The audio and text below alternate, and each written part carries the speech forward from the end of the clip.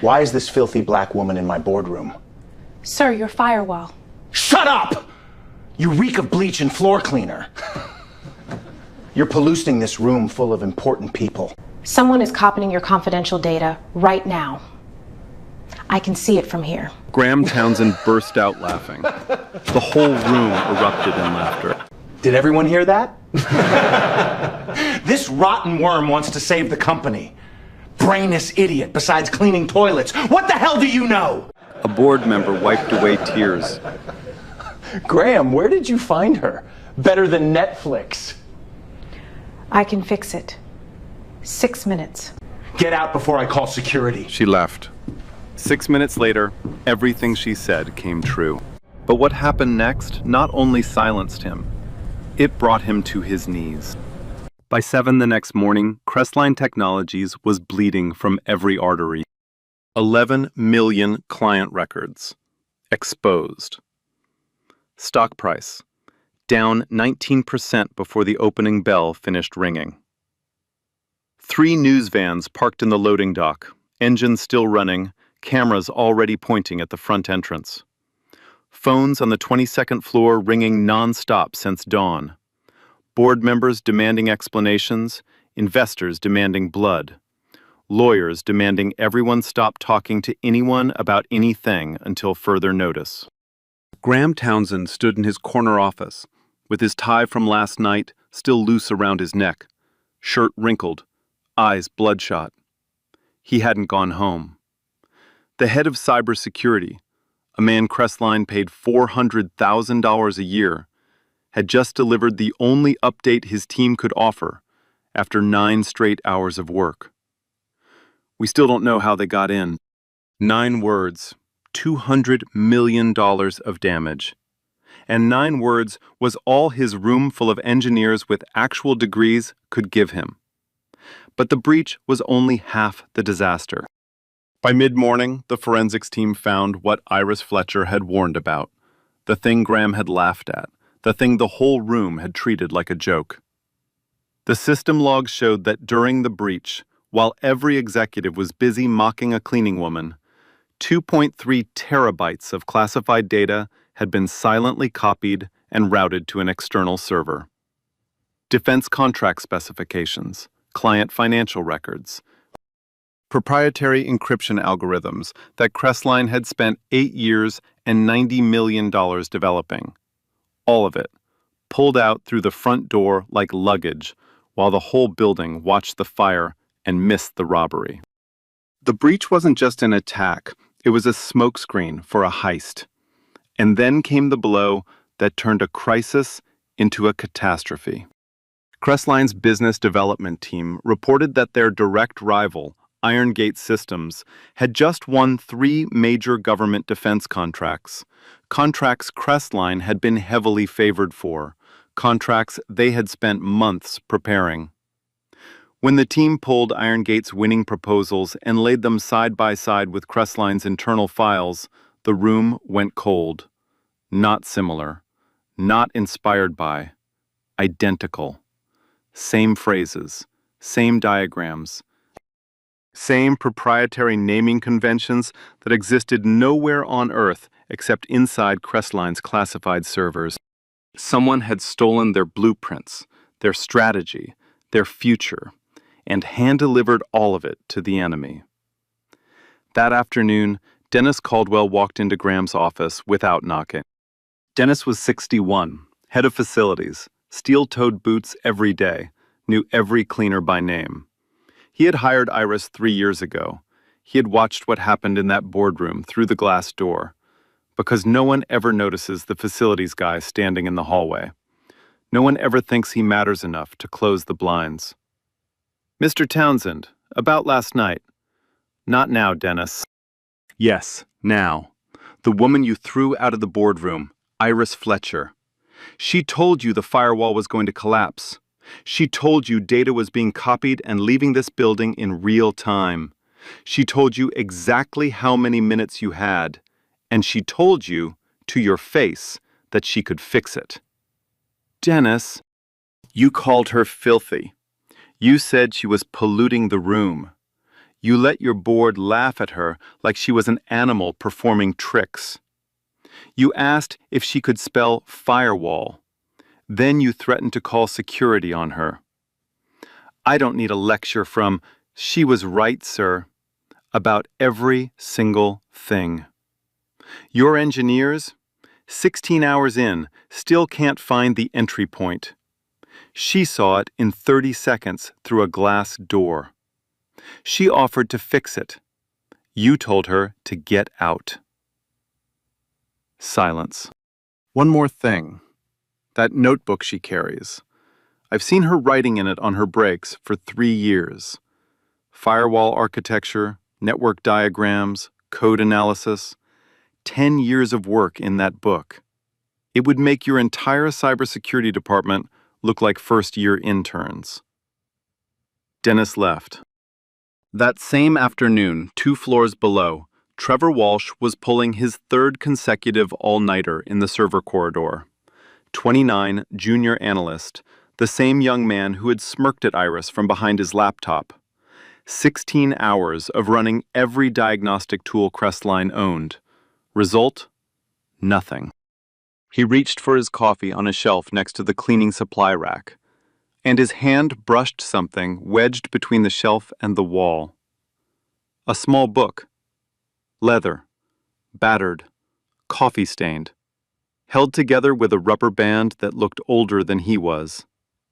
He opened it expecting a diary or a grocery list. Page after page of hand-drawn network diagrams. Firewall architectures sketched with surgical precision. Code fragments with margin notes in careful handwriting. Vulnerability window, 4 to 6 minutes at peak load. Recursive injection point, patch at root, not branch. Outbound data leak vector, monitor port 443 during breach events. He flipped to a page near the middle, dated 10 years ago. A diagram describing, line for line, node for node, the exact attack pattern that had destroyed Crestline's firewall 12 hours earlier. Not approximately, not loosely, exactly. He picked up his phone and called Graham Townsend. 20 minutes later, Graham stood in the server corridor holding the notebook, turning pages slowly. He didn't understand all the technical notation, but he understood enough. This was not a hobby. This was not casual curiosity. This was a decade of deep, serious expertise. Built in silence, carried in a pocket, written by a hand no one in his building had ever thought to shake. Whose is this? Behind the cleaning supplies, Trevor said quietly. It belongs to the custodial worker, the one from last night. Graham closed the notebook. That night, 4 miles away, Iris Fletcher stood in the kitchen of her 2-bedroom apartment, stirring rice and beans. Her daughter Nadia sat at the table, pretending to do homework. 16 years old, sharp-eyed, fierce, the kind of teenager who noticed everything and forgave nothing. She had been watching her mother's hands for 10 minutes. They were shaking. Not a lot, just enough. Mom, what happened? Iris adjusted the flame, wiped the counter that was already clean, opened a cabinet, closed it without taking anything out. I tried to help it work tonight. They laughed. Then they're fools. They're not fools, baby. They just couldn't see past the uniform. That's worse, Mom. That's so much worse. Iris didn't respond. She kept stirring. Back at Crestline, midnight. Graham sat alone with the leather notebook open in front of him. His head of cybersecurity had confirmed the analysis in this notebook was not just accurate, it was years ahead of anything Crestline's own team had produced. Then someone on the security team raised a flag. An internal memo landed on Graham's desk. The custodial worker Iris Fletcher had unsupervised access to the server corridor every night for 3 years. She demonstrated unusually detailed knowledge of our systems during the boardroom incident. Recommend immediate investigation into possible insider involvement in the breach. They wanted to make her the suspect, the black cleaning woman who knew too much. She must be the mole. She must be the leak. Not the person who warned them, not the person who begged to help. The threat. Before Graham could respond, Dennis Caldwell was back in his office. You're going to investigate her? The woman who told you your house was on fire and you slammed the door in her face? Now she's the arsonist? Dennis, she knew things she shouldn't have. She knew things because she's brilliant. 3 years on the cleaning crew, shows up early, stays late, never missed a single shift. 16-year-old daughter waiting at home every night. She stood in your boardroom, told you exactly what was happening, told you she could stop it, and you called her a stinking worm. And now you want to pin this on her? I'm just saying we need to... You need to be very careful, Graham, because what you're doing right now has a name. It's the same thing you did in that boardroom. You see a black woman who knows more than you, and your very first instinct is she must be the criminal, because she couldn't possibly just be that smart. The words hung in the air like smoke. Then Sonia Barrett, general counsel, walked in and dropped a folder on his desk. The external server that received our stolen data. We traced it through 3 proxies to a shell company registered in Delaware. That shell company's registered agent is the same law firm that represents Iron Gate Systems. She let that settle. This wasn't a random hack, Graham. Someone inside this building opened a door and handed our classified files directly to our biggest competitor. This is organized corporate espionage. The FBI is now running a dual investigation, the breach and the data pipeline to Iron Gate. Graham looked at the notebook on his desk, then at the folder, then at the memo accusing Iris. The notebook, 10 years of proof she was a genius. The folder, proof the real enemy was someone else entirely. The memo, proof that even now, even after she had been right about every single word, his building's first instinct was still to blame the black woman with the mop. But Iris Fletcher wasn't waiting for Graham Townsend to figure out what she was worth. She had already decided exactly what it would cost him to find out. 48 hours after the breach, Crestline Technologies was a company eating itself alive. The engineers Graham had defended, the ones with actual degrees, the ones he had chosen over a cleaning woman, had produced nothing. 16 senior cybersecurity analysts working around the clock, burning through every diagnostic tool in the industry, and not one of them could find the entry point. Not one of them could explain how the data left. Not one of them could stop the bleeding. The firewall that Iris Fletcher had offered to fix in 6 minutes was still down. 2 days later. Still down. Meanwhile, Iron Gate Systems wasn't waiting. They had already deployed Crestline's stolen defense contract data into 3 active government proposals, and won all 3, word for word, diagram for diagram. Federal prosecutors confirmed it. Iron Gate's submissions contained proprietary Crestline material that could only have come from inside the building. Crestline's $3 billion government contract was now under review. 4 major clients had sent formal letters threatening to pull out. The FBI was running a dual investigation, the breach itself and the data pipeline to Iron Gate. The Department of Justice was circling. Graham Townsend sat in his office, staring at a wall of glass that overlooked the Charlotte skyline. 48 hours ago, he was the CEO of one of the most respected cybersecurity firms in the country. Now, he was the CEO of a company that couldn't secure its own building and had just handed its crown jewels to the competition, while laughing at the only person who could have prevented it. Sonia Barrett walked in. She didn't sit down. She didn't soften her voice. Graham, your team has burned through 48 hours and they're chasing their tails. Iron Gate is using our own data to bury us in the market. The FBI needs to know how the door was opened.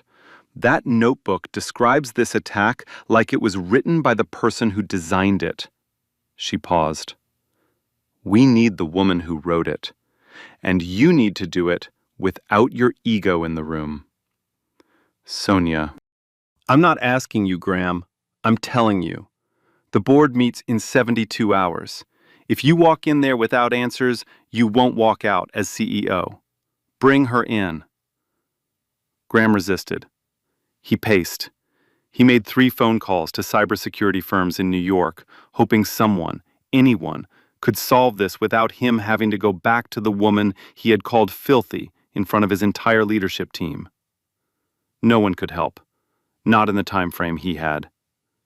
He sent Dennis to ask Iris to come in.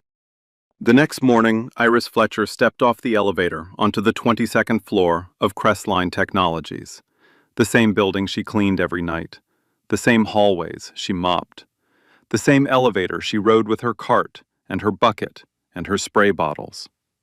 But she had never been on this floor as anything other than the woman who emptied the trash cans. She had never walked these halls without a mop in her hand and a badge that told everyone exactly how much she didn't matter. Today, she wore clean, simple clothes, dark slacks, a white blouse, no power suit, no costume, no attempt to be anything other than exactly who she was. 2 board members were standing in the hallway when she stepped out. One of them, a man in a gray suit who had been in the boardroom that night, who had laughed until tears ran down his face and called her better than Netflix, looked at her, looked at Dennis walking beside her, and said to his colleague in a voice just loud enough to carry, "You've got to be kidding me. We're bringing the cleaning lady in to save us now? What's next? The parking attendant rewrites our source code?" Iris heard it. Dennis heard it. Neither of them responded. They kept walking. Graham was waiting in the main conference room, standing, hands in his pockets. He looked like a man who hadn't slept in 2 days, because he hadn't. When Iris walked in, he straightened up and extended his hand. "Thank you for coming in, Ms. Fletcher." Iris looked at his hand. She didn't take it. "Last time I walked into this room, I told you I could fix your firewall. You called me sweetheart. Your people called me a stinking worm. Someone asked where you found me and said I was better than Netflix. Then you told me to get out before you called security." She paused. "Let's start differently this time." Graham's hand dropped slowly to his side. Iris sat down. Across from her, Graham, Sonia Barrett, and 2 board members, the same men who had laughed, the same men who were not laughing now. "You asked me to come. I'm here. But before I touch a single line of your code, we need to talk about what happened in that boardroom." Graham shifted in his chair. "Ms. Fletcher, I understand that the other night was what it was, Mr. Townsend. I don't need you to rephrase it. I need you to hear what comes next." She placed both hands flat on the table. No notebook, no props, no performance. Just a woman who had spent 10 years being invisible, sitting in a chair she was never supposed to occupy, about to tell a room full of powerful men exactly what they owed her. 1. I want a public, on-the-record statement from this company acknowledging that I was dismissed in that boardroom because of bias, not because I was wrong, because I was right, and you couldn't hear it coming from someone who looks like me, dressed like me, working the job I work. Silence. 2. If I fix this, and I will fix this, I work as a contracted consultant, not a favor, not a thank you, a signed contract with my name on it, my rate, market rate for a senior cybersecurity analyst, which I will set, not you. Graham opened his mouth. Sonia placed a hand on his arm. He closed it. 3. I want a full, independent investigation into Colton Briggs, your former head of security. He stole my research 10 years ago, built his entire career on it. That stolen research is the reason your firewall has a back door in it right now. I want the truth on the record. His name off my work. My name back on it. One of the board members shifted uncomfortably.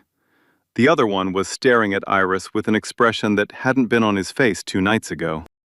4.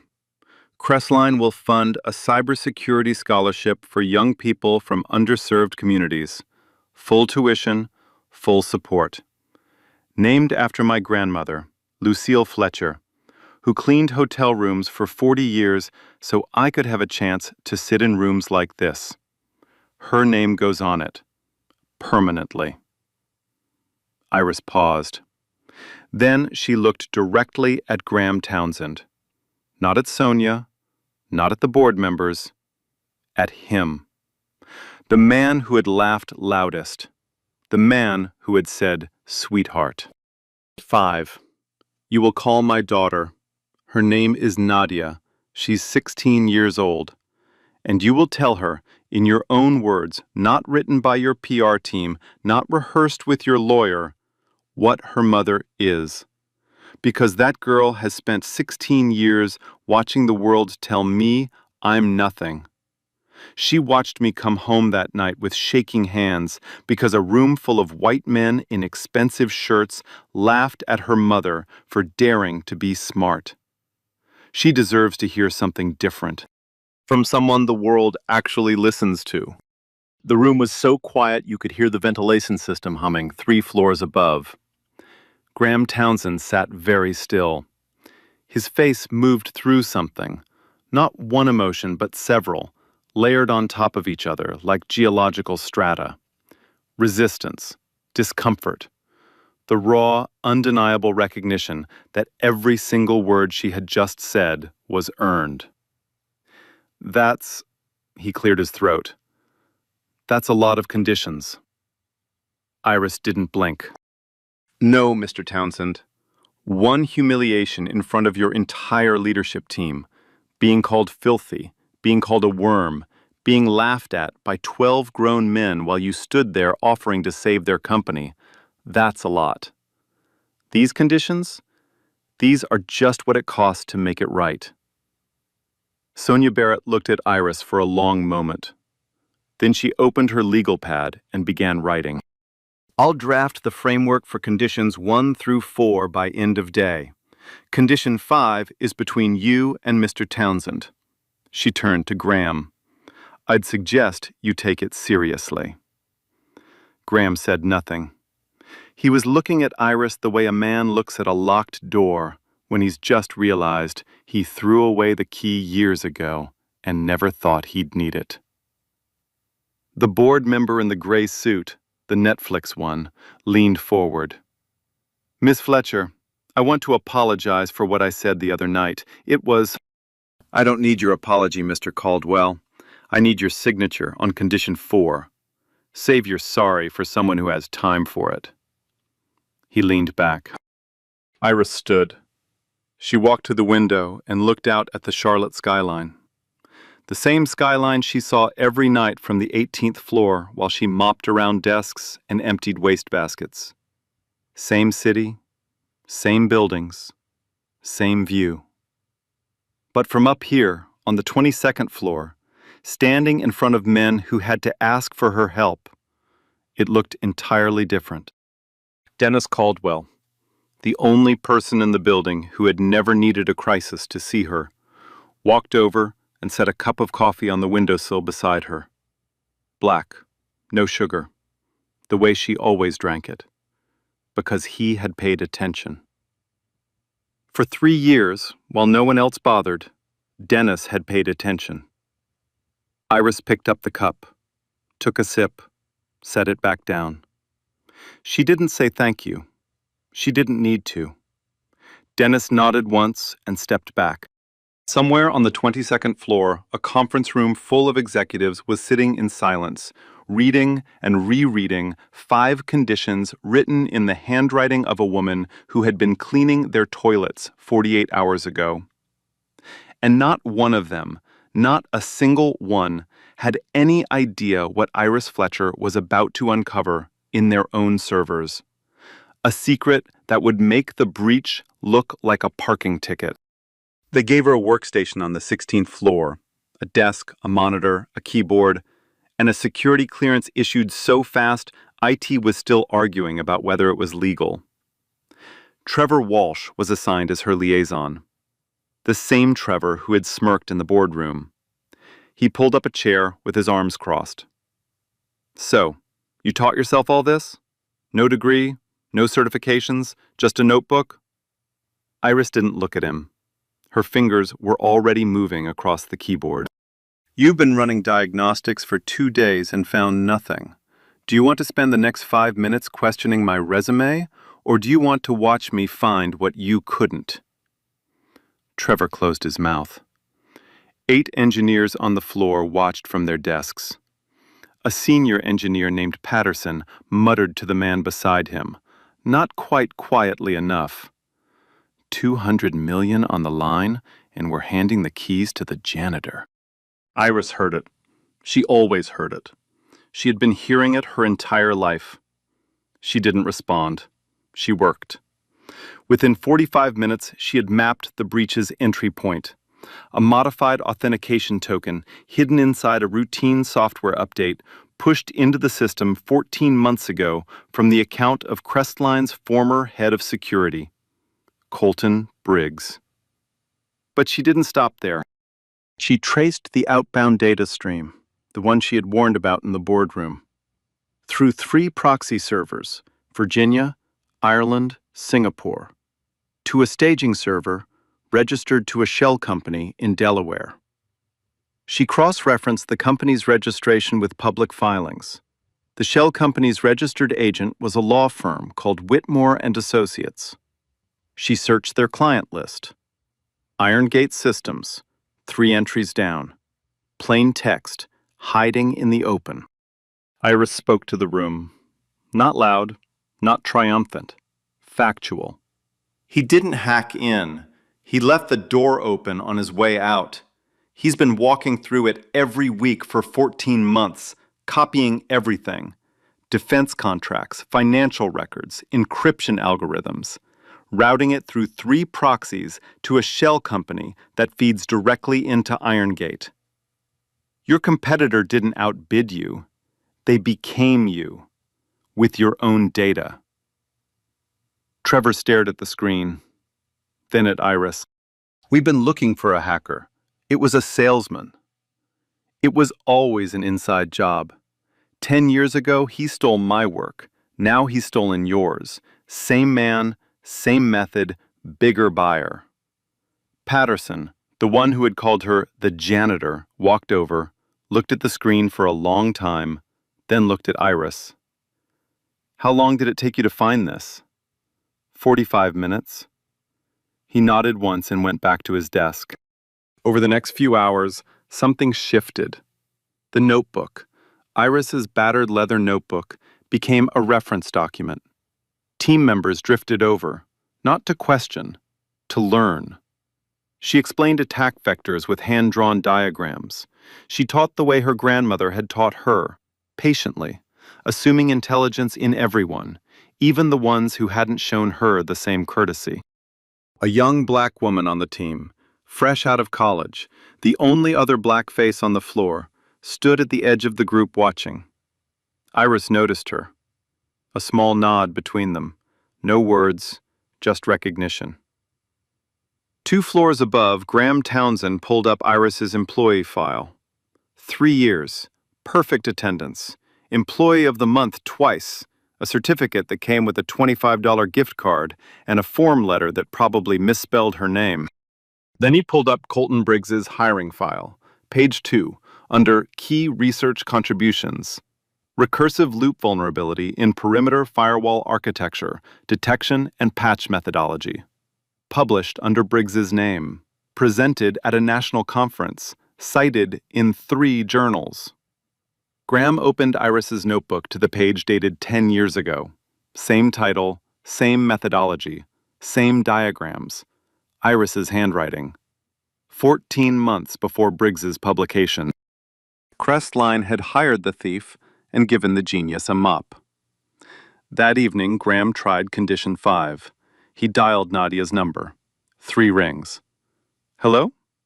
Nadia? This is Graham Townsend. I'm the CEO of Crestline Technologies, where your mother works. I wanted to tell you that your mother is she's very valued. She's really shown incredible... Mr. Townsend. Yes? My mother comes home every night smelling like bleach because she scrubs your floors so I can eat. 2 days ago, she came home shaking because you and your friends called her filthy and laughed at her.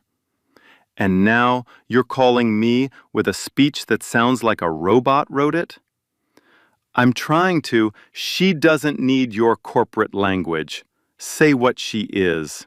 Say it like you mean it. Or don't say it at all. Silence.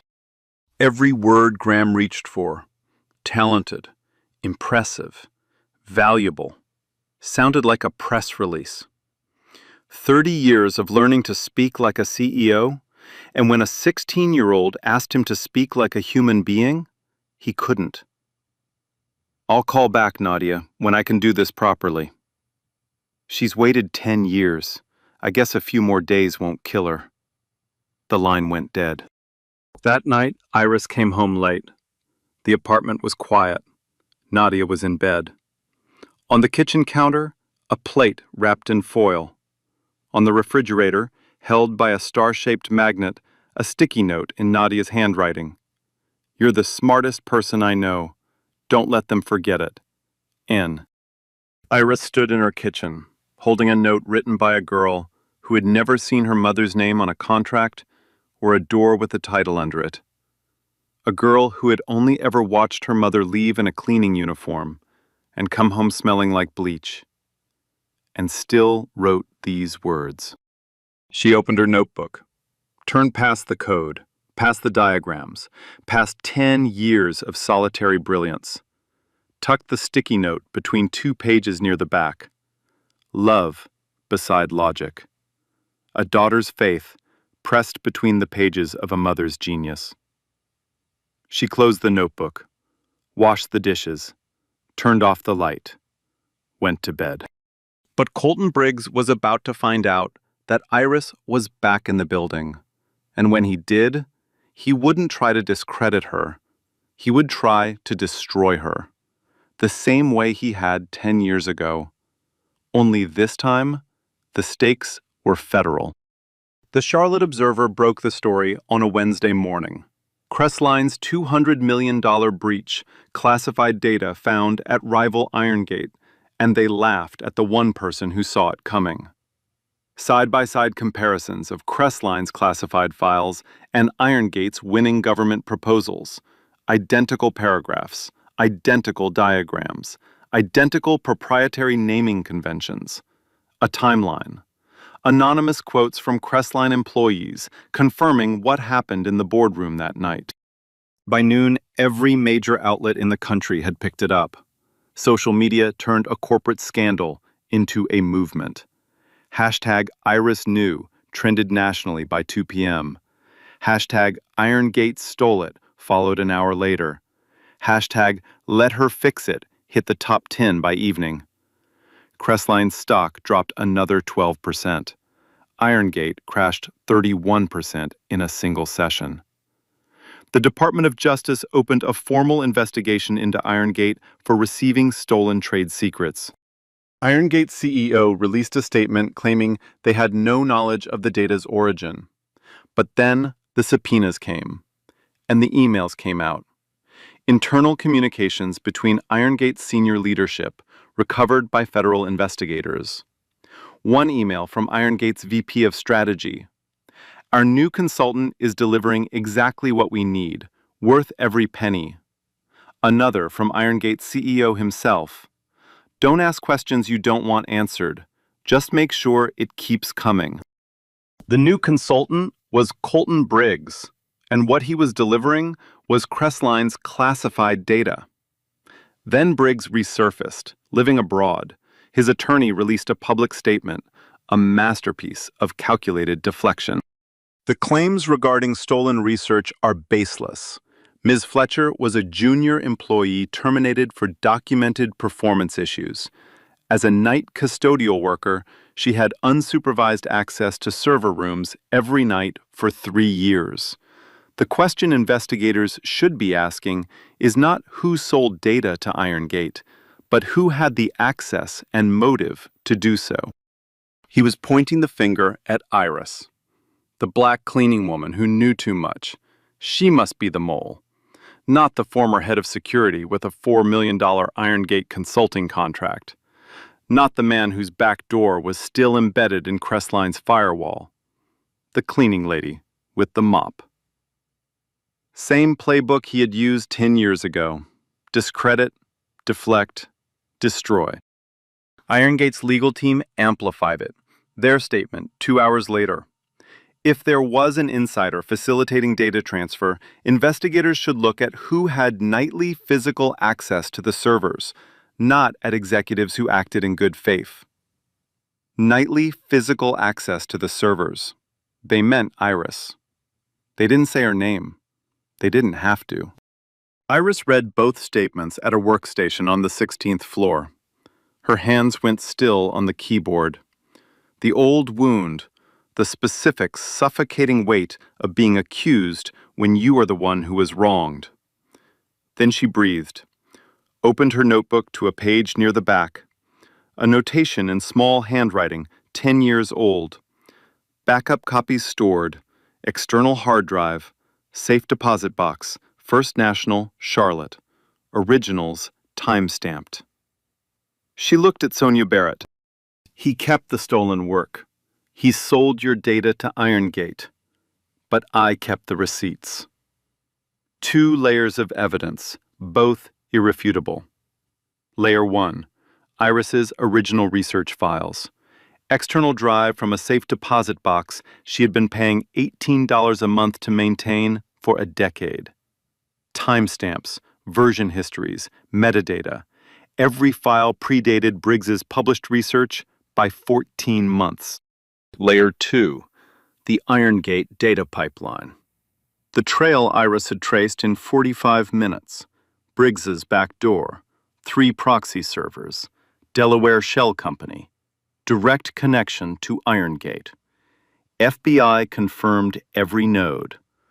Weekly data transfers for 14 months. Systematic. Sustained. Sonia stared at both evidence sets. You've been carrying proof of the first theft for 10 years. And in 45 minutes, you traced the second one that our entire team couldn't find. When you're a black woman who gets told she's lying, you learn to keep evidence. Not because you're paranoid, because you're experienced. And when the same man does it again, you know exactly where to look. The congressional hearing was announced 3 days later. Iris called to testify. Graham called to testify. Briggs subpoenaed via video link. 2 IronGate executives subpoenaed. The night before, tension inside Crestline hit its peak. Briggs's attorney launched a media blitz. Cable news, op-eds, interviews, all painting the same picture. Iris Fletcher, unqualified, disgruntled, suspicious. If investigators are looking for the person who opened the door to IronGate, they should start with the woman who had the keys every night. IronGate's PR firm placed stories in 3 outlets questioning Iris's credibility. Inside Crestline, the board cracked. Emergency meeting. One board member argued they should distance from Iris immediately. Thank her privately, pay a settlement, move on. She's becoming a liability. Another agreed. He paused, choosing words carefully, but everyone heard the word he didn't say. Having a custodial worker as the face of our cybersecurity response is not a good look. Graham listened to his board discuss how to dispose of Iris Fletcher, the way you'd discuss returning a faulty product. Then he spoke. No. The room stopped. She told us the building was on fire. We laughed. She told us our data was being stolen. We called her a worm. She traced the pipeline to Irongate in 45 minutes. She is the only reason we have any evidence at all. And now you want to throw her away because it's better for our stock price? Graham, this is about optics. This is about a woman who was right about everything and was treated like garbage because of her skin and her uniform. We are not throwing her away. Not again. Not on my watch. He stood up and walked out. The hearing was tomorrow. She would testify. He would testify. And they would tell the truth. All of it. But the hearing room in Washington was not a boardroom in Charlotte, and the people waiting on the other side of those doors had the power to either vindicate Iris Fletcher forever or bury her for good. The hearing room in Washington. Oak-paneled walls, American flags. 7 senators behind the dais. Cameras everywhere. Gallery packed. Standing room only. Iris Fletcher sat at the witness table in a dark blazer over a white blouse, her leather notebook beside her, closed, held together with the same rubber band. On a screen across the room, 2 video feeds. Colton Briggs on the left, jaw tight, attorney whispering in his ear. 2 Irongate executives on the right, stone-faced beside their lawyers. The committee chair asked Iris to describe the night of the breach. She spoke the way she always spoke, calmly, without embellishment. The alarms, the boardroom, the screen full of red, 12 executives with no answers. A cleaning woman who walked in, read the data from across the room, identified the attack, warned them about the data theft, offered to fix the firewall, and what they said to her in response. The committee chair leaned forward. Miss Fletcher, you identified the attack within minutes. You warned about the data exfiltration in real time. You offered to stop it. Crestline's credentialed engineers couldn't identify any of this for another 48 hours. And you traced the stolen data to a competitor in a single afternoon. How do you explain that? I don't explain it, Senator. I lived it. I spent 10 years studying this exact vulnerability. Not in a lab, not in a university, but at my kitchen table after my daughter went to sleep, on a second-hand laptop I bought for $40 at a church yard sale. I studied it because 10 years ago, this exploit was my work, my research. It was taken from me by the man on that screen. She looked directly at Briggs. Briggs looked away. He published it under his name, built his career on it, then used it to open a door in Crestline's FireWall and sell everything behind it. I recognized the method because it was my method. Stolen twice. Murmurs through the gallery. Briggs's attorney gripped his client's arm. Then Graham Townsend took the stand. Senator, I want to be precise about what happened. A member of my custodial staff, Ms. Iris Fletcher, entered the boardroom during an active crisis and provided an accurate, correct technical assessment. She told us we were under attack. She told us classified data was being stolen in real time. She told us exactly how many minutes we had. He paused. Then she said 5 words I will never forget. I can fix the firewall. She asked for 6 minutes at a terminal, and I laughed at her. I didn't evaluate what she said. I didn't ask a single follow-up question. I looked at her uniform. I looked at her skin, and I decided in 2 seconds that she couldn't possibly know what she was talking about. I called her sweetheart. My people called her worse.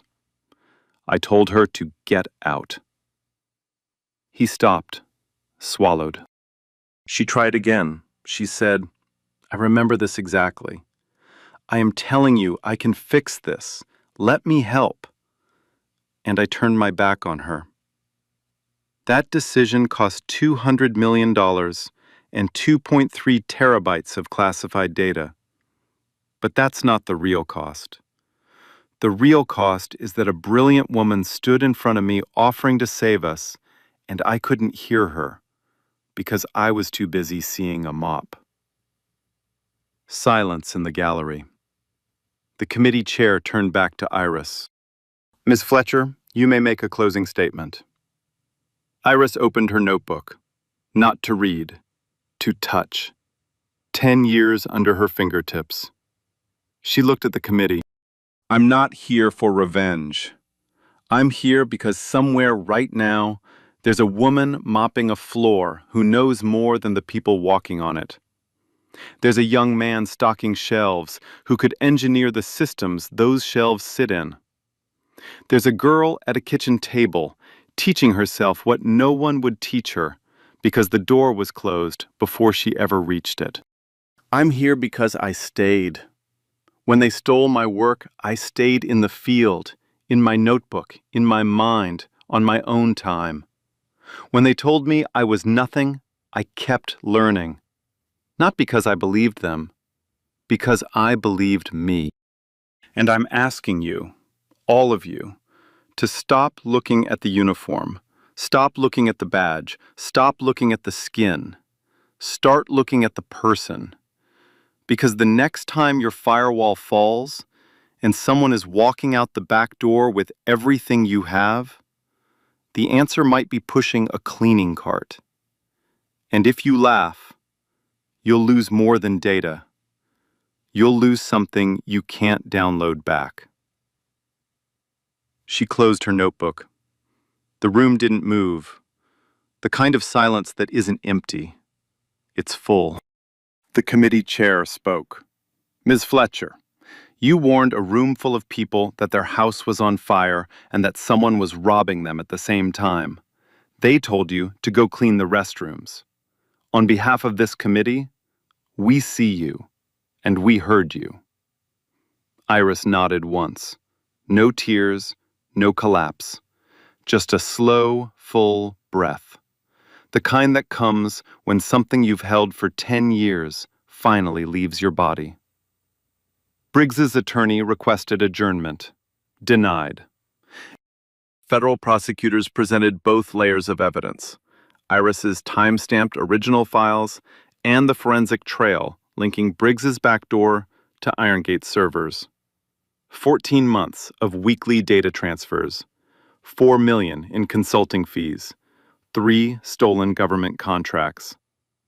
Colton Briggs, formally charged with corporate espionage, trade secret theft, wire fraud, and intellectual property theft. Video feed cut. Done. Irongate Systems. 2 executives indicted for knowingly receiving stolen trade secrets.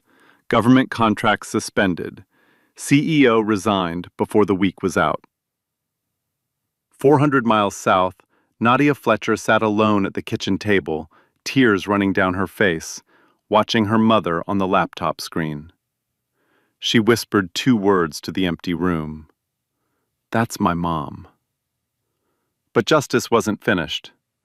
Iris Fletcher had set 5 conditions, and Graham Townsend still owed her the hardest one. One by one, the conditions were met. Condition 1. Graham Townsend stood behind a podium at a press conference and read a statement he wrote himself. No PR filter, no legal softening. Ms. Fletcher was dismissed because of bias, not because she was wrong, because of who she was. It was wrong. Condition 2. Iris Fletcher, Senior Cybersecurity Consultant. 3-year contract, market rate, which she set. Her name on the door. Office on the 16th floor, right next to the server room. Her choice. Condition 3.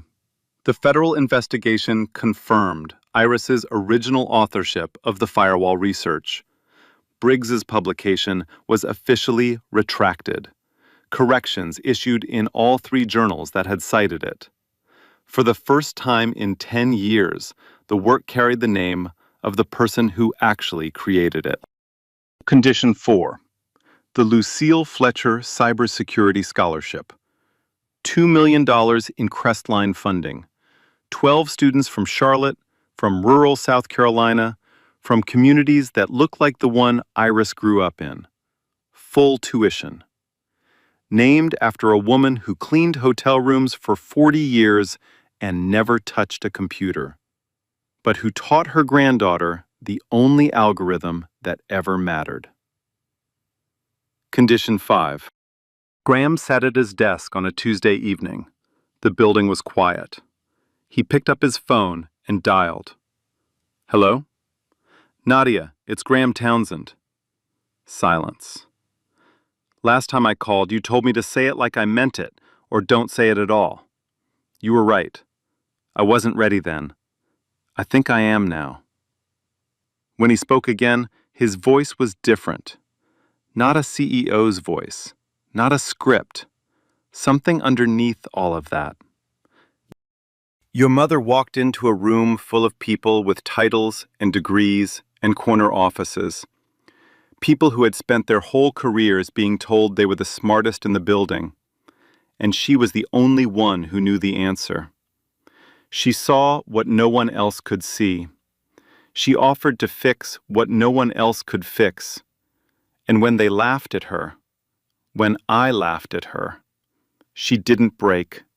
She didn't beg. She walked out with more dignity than anyone in that room had ever shown. He stopped, breathed. Your mother is extraordinary, Nadia. Not talented, not impressive, not valuable, extraordinary. And I'm sorry it took me this long to say it. The line was quiet for a long time. Thank you, Mr. Townsend. She's always been extraordinary. I'm glad you finally caught up. The line went dead. In her office on the 16th floor, Iris opened her leather notebook for the last time. She turned past the diagrams, past the code, past the margin notes written at midnight while her daughter slept, past Nadia's sticky note, "You're the smartest person I know," still pressed between 2 pages near the back. She turned to the first blank page and wrote one line. They see me now. I.F. She closed the notebook and placed it in her desk drawer. Not throwing it away, resting it. It had done its work. She opened a new notebook, clean, leather-bound, her name embossed in gold. Iris Fletcher, Senior Consultant. The old one carried her through the dark. The new one would carry her into the light. The Lucille Fletcher Scholarship launch was held in Crestline's lobby, the same lobby Iris used to mop at 2 a.m. 12 students stood in a semicircle. Iris stood before them. My grandmother cleaned hotel rooms for 40 years. She never saw a computer. She never wrote a line of code. But everything I know because of her. She taught me the most important thing anyone ever taught me. Show up, work hard, and never let them decide what you're worth. This scholarship has her name on it because she earned it, with her hands, her heart, and 40 years of being invisible. You carry her name now. Make it mean something. Late that evening, the building was quiet. A new custodial worker, young, nervous, pushing a cart that rattled the same way Iris is used to, stopped outside an office on the 16th floor. The door was open. The light was on. Inside, a woman sat at a desk, working. The nameplate read, Iris Fletcher, Senior Consultant. The cleaner hesitated. Excuse me, ma'am. Is it true, what they say about you? That you used to... Iris looked up. Push that same cart? Yeah, I did. She looked at the young woman, then nodded toward the chair across from her desk. You want to sit down for a minute? I can show you something. She opened the drawer, took out the old notebook, battered, coffee-stained, held together with a rubber band, set it on the desk, opened it to the first page. The cleaner sat down. Two women in a small office. One who was invisible. One who still is. The cycle begins again. But this time, someone is watching. Someone is listening. Someone is making sure the next woman who pushes that cart doesn't have to wait 10 years to be seen. Iris Fletcher served as senior cybersecurity consultant at Crestline Technologies for 6 years. The Lucille Fletcher Scholarship graduated 84 students into cybersecurity careers. Colton Briggs was sentenced to 12 years in federal prison. Irongate Systems paid $340 million in damages and lost all government contracts. 2 Irongate executives received federal prison sentences. The next genius in your building might be the one you never thought to ask. If you believe everyone deserves to be seen for who they truly are, share this video. Subscribe. We tell stories about people the world overlooks. Let's make sure they're never invisible again. Because somewhere right now, there's a woman pushing a cleaning cart who knows more than everyone walking past her. She's waiting for someone to listen. Don't be the one who laughs. One thing I will carry from this story forever: what someone does for a living is not what they are capable of.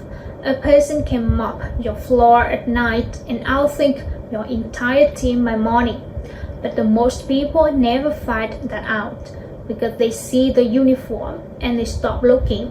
They decide in 2 seconds what someone is worth and they miss everything that matters.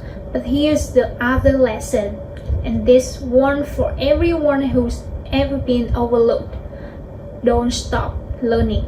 Don't stop growing. Even when nobody sees you, even when nobody asks, even when you are studying at your kitchen table at the midnight on a $40 laptop while the world thinks you are nothing. Keep going, because one day, one moment, everything you've been building in the dark is going to step into the light. And when it does, they won't be laughing anymore. And one last thing, if nobody believes in you, believe in yourself. Write it down, keep the receipts, protect your work, because the world doesn't always give the credit to the right person. Sometimes you have to carry your own proof until the day comes when somebody finally asks to see it. Like, share, and subscribe. Real stories, real justice every week. And remember, the next genius in your building might be the one holding your mop. Stop laughing. Start listening.